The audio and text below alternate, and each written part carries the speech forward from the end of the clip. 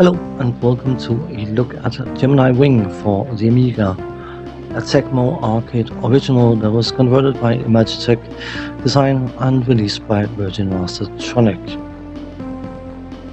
The plot of Gemini Wing is, apparently some reporter posted an article named or titled "Die Alien Scum," and that article was published across the galaxy, and all races in the galaxy decided that they didn't like the contents of that article and declared war on Earth. So, guess what? You and potentially a buddy are sent out to deal with the mess. Simplified, but not by much. As I was saying, you can play this one or two players simultaneously. Obviously, you're not going to play one player simultaneously. It's a bit bizarre, but you know what I mean. And then you go out and you shoot aliens and navigate levels and fight bosses. And of course, you have access to various parts, which is using an interesting system. I'm not saying a good system, but an interesting one. Instead of picking up power-ups that you upgrade or that upgrade your craft directly, you pick up what is called gumballs, basically, which is, as you can see, attached to the chip behind it. And then by holding down fire, you can activate them. And depending on whatever icon you have, or gumball I should say, you have, it will do various things. It can give you speed up, give you an extra life, it can send out firepower of various different types.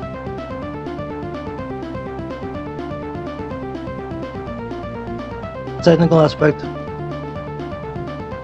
Graphics-wise, this game has been declared by someone else to look like it's been done by a 5-year-old, and that was roughly what I was going to say. It's probably a bit harsh to make such a claim, but the graphics are not exactly advanced.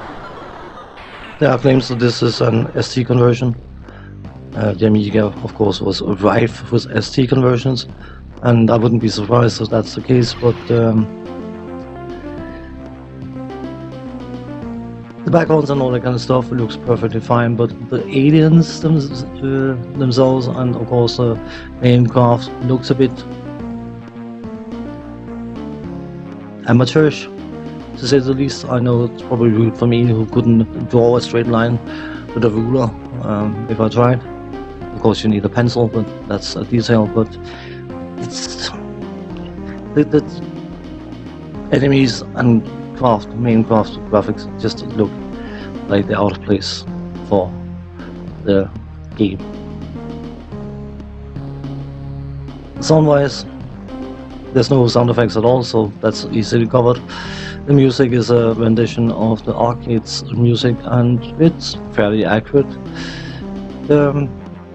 Not horrible, not super special, acceptable, and that's about it.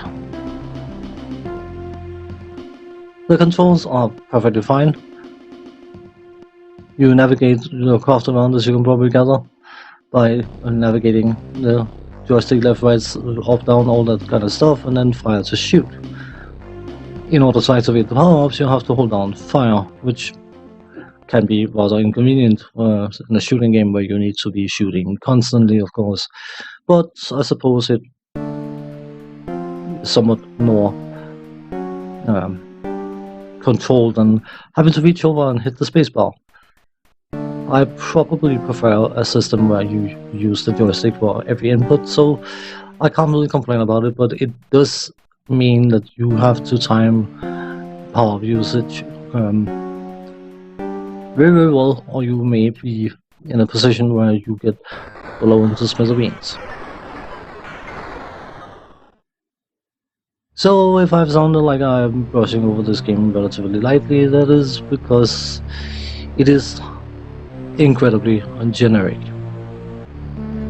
I know it's a game from 1989, the release, at least the original arcade is from 1987, but even by then it was incredibly generic.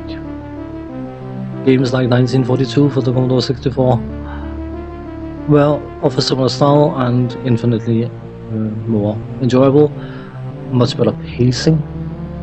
Didn't have all sorts of wonky power-ups, but you know what? You could learn the waves and you could know exactly what came next. And of course, the shots were somewhat randomized, but you could make a steady progression in that game. You could also make steady progression in this game, but because of the pacing and the overall sluggishness of the gameplay and the incredibly generic gameplay, you don't particularly want to after having played this for a bit. The level design, as you can see on this stage, for instance, you have a lot of side enemies, and the wall on the side is not just there for show.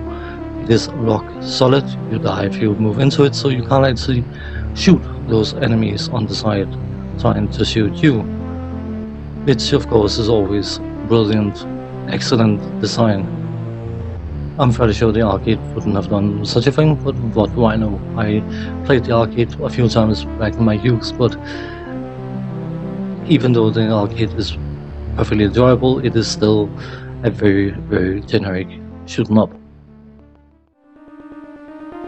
Enough about the game, it's not worth spending more time on than absolutely necessary, but what I do want to spend a few minutes on is talking about the content. I know that recently that I've been releasing very little content, and it is not out of not being willing to release content. It's just I have tried to reorganize things a bit because I want to have a bit more structure, but I don't want to do what I tried to do some time ago, which was to have one specific day for specific quality of games.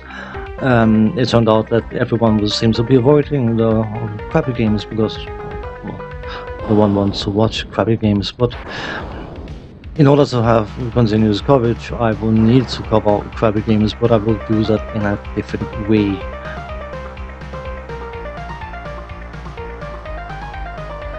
I'm going to have a content dump in the month of May. The purpose being to have videos out Monday, Tuesday, Wednesday and Thursday, and Friday optional. Monday will be mini-series.